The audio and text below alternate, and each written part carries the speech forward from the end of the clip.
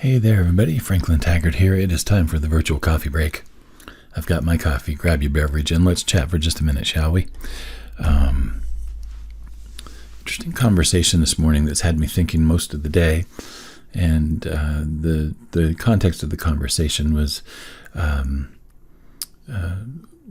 person that I was talking with mentioned going through a pretty intense period of deconstruction as they were immersed in another culture and were faced with what he termed that he had to confront his own biases and his own prejudices that were a part of his upbringing and his conditioning.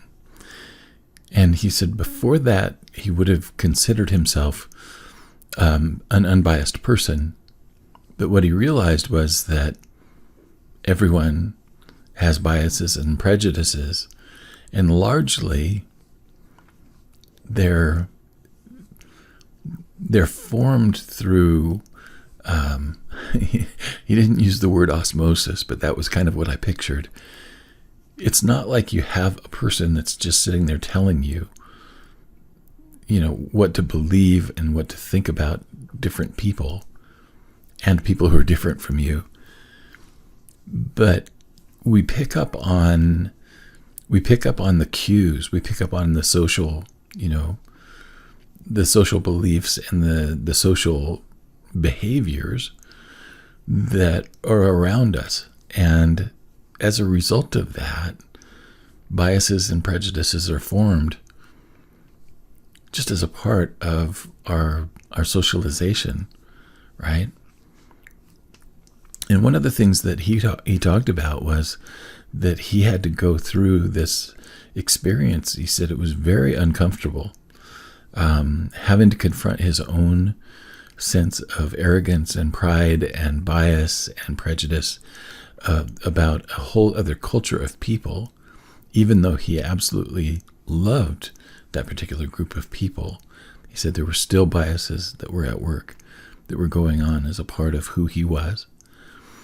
And it occurred to me that doesn't just apply to our biases and our prejudices. I think, by and large, that same concept applies to the beliefs that we hold about ourselves, the beliefs that we hold about what's possible,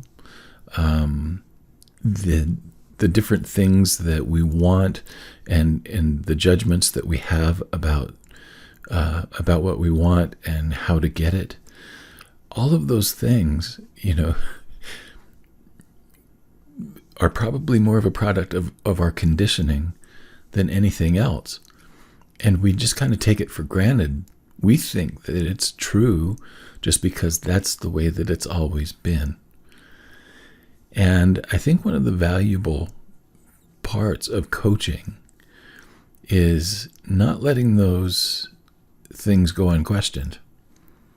I think one of the valuable parts of the coaching relationship is that you can really pull out those conditioned responses and conditioned reactions that you have and question them. Where does this come from? How did this develop? And is it really true? Is it something that's absolutely etched in stone, or is it something that I have the freedom to choose differently or to change? And it occurred to me, as I was reflecting on that conversation throughout the day, some of the areas where I've really worked hard to challenge my own beliefs, particularly about what I'm capable of. I think a lot of the things that I've carried forward are beliefs that maybe other family members had about me when I was really young, or things that were maybe said about me when I was really small that I internalized, and I've forgotten about, I've forgotten about who said what when, but that feeling of what they were talking about, I've internalized. And at some point, I had to question those things about myself and say, is this really true?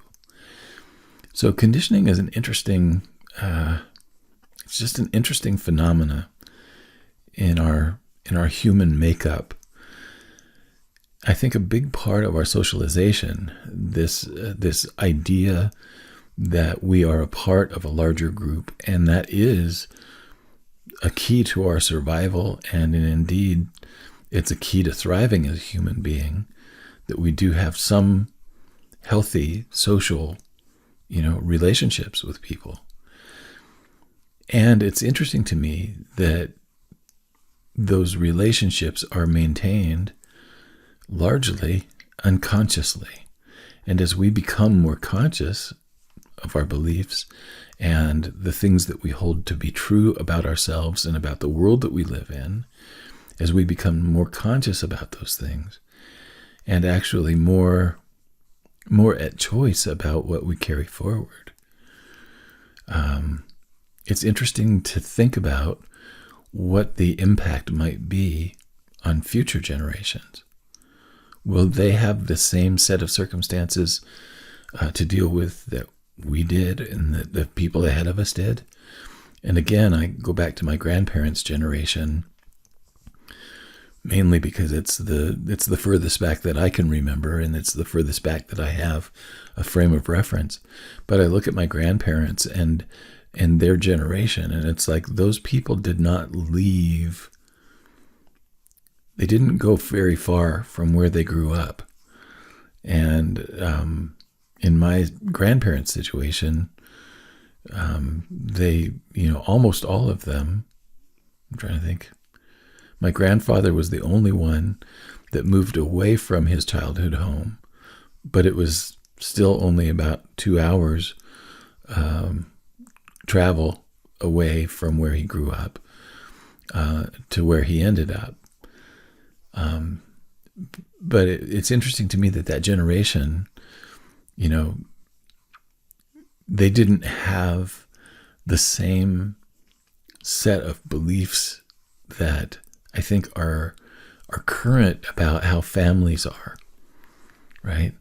And I remember back then, that my great aunt had a hotel, and that hotel was the gathering place for the whole family. And it's like when that gathering happened, we were enculturated, right? What's really interesting is that generation was really the last one in our family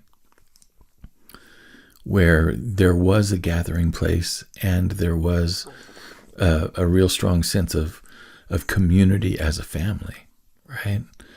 And so what's happening now is that our beliefs about how families are have shifted radically from what they were back then.